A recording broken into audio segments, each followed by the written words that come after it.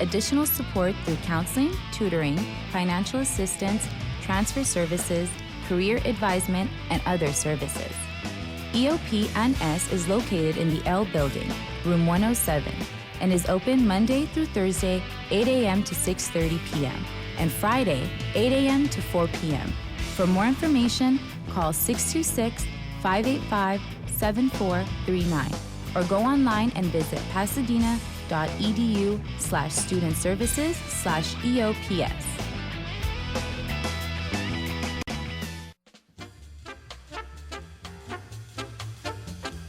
Well, welcome. This is Dr. Joe Connor, the Connor Bubble. We are here at Lancer Radio.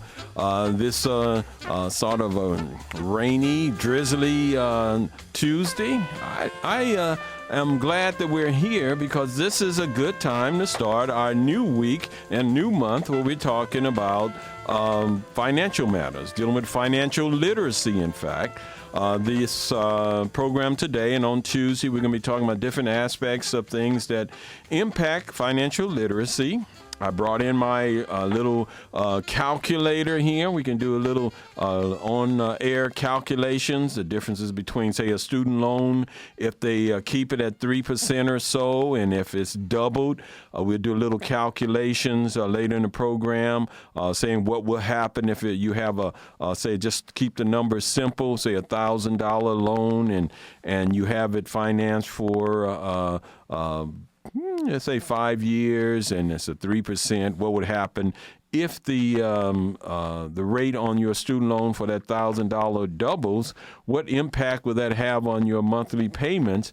And they give you an idea of why it's so important that students get in contact with their legislators, and saying they want to do everything they can to keep the student loans as low as possible and avoid students having to pay on their student loans while they're still in college. I think that would be also something that would be very helpful for the economy because let's face it, if a student is worrying about paying off a loan, they can't be creative and working to create a new job, a new company. They're worrying about meeting those bills and keeping the bill collectors at bay. But if they had time to be creative and a little lead time, I think the economy will prosper, will pay off the loans faster. Say, for example, if there was a grace period after they graduate from college, instead of immediately paying, they would give the student 6 months, a year before the first payment is due.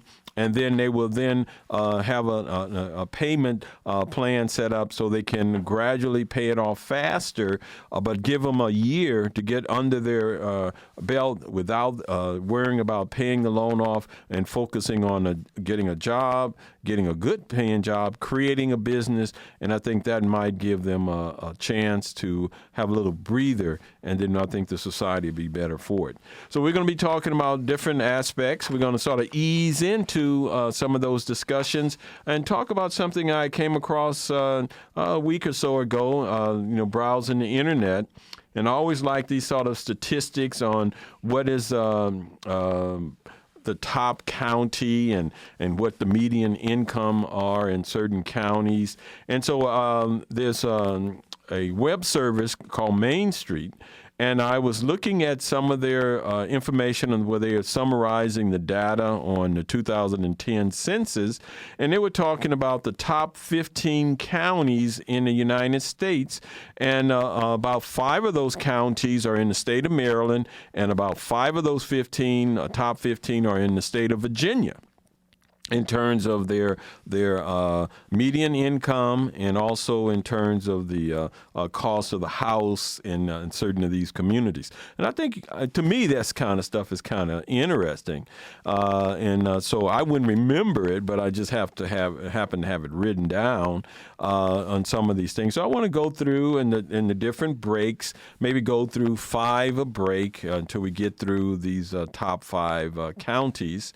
And so we're going to start with number 15, based on the 2010 census. The number 15 county in the United States is Charles County, Maryland. The median income is $87,007. The thing about Maryland, Maryland is the sixth most generous state as well in terms of contributing to charities. So Maryland is a very generous state, and so that's something to keep in mind. And so another county, number 14, also is from Maryland, is St. Mary's County in Maryland. Its median income is $88,444. The number 13 county of the United States also comes from Maryland, is Calvert County. Their median income is $88,862. Now, when we talk about median, some people get confused with median and mean. They're not the same thing. A median income means that, or median anything, is this the number where 50% of the cohort is above that number and 50% is below that number. Okay? It's an absolute number. Now, mean, on the other hand, is what you normally consider the average. That's where you take all the numbers and add them together, and then you divide them by the total number in the cohort, and that gives you the mean. And they are not the same thing. And so we're just talking about the median. And so this is 50% of the people in this county have more money than this, and 50% of the people in the county have less than that. So number 14 is St. Mary's County. Calvert is number 13. Montgomery County also is in the state of Maryland. Its median income is $89,155, and over 50% of its residents have a BA degree or higher, and the median home price, owner-occupied, is $482,900 in this county. Okay, that gives you an idea that the county is very prosperous, being the top 15 anyway. For that to give you that information, but it's good to sort of one of these trivial things that I find sort of fascinating. And Nassau County in New York, it comes in at 11. And that number, the median income is $91,104 for that particular county. So these are the number 15, 14, 13, 12, and 11. Let's go over those again. These are the top counties in the United States. Number 15 was Charles County, Maryland. 14 is St. Mary's County, Maryland. Calvert County, Maryland, number 13. Montgomery County, Maryland is number 12. And number 11 is Nassau County in New York. And we'll go over in the next, after we have a next break, we'll go over the next top 5 counties, number 10 to number 6. And so we'll be able to talk about those. But the other thing I want to talk about is the same group, this Main Street, was talking about some jobs that will be able to assist you in terms of looking for jobs in the future.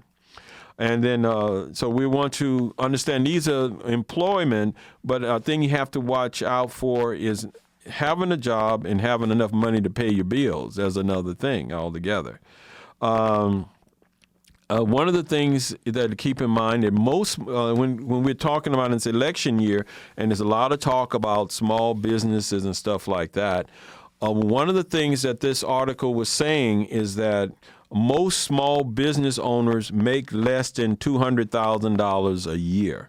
So when you hear people talking about, how the small businesses are going to be hurting if people who make $250,000 a year and small businesses will be hurting, well, the truth of the matter is most small business owners don't make nearly $250,000 a year. So keep that in mind when people whining and crying crocodile tears about the taxing people who make more than $250,000 will hurt small businesses. It's not true based on the numbers. The other thing to keep in mind is that when we talk about jobs, there are a lot of different things that will allow you to have a job. But again, like I say, will it pay you the kind of money in the city of Los Angeles or Los Angeles County that you really will be able to make the kind of money you need? Here's one, number 10.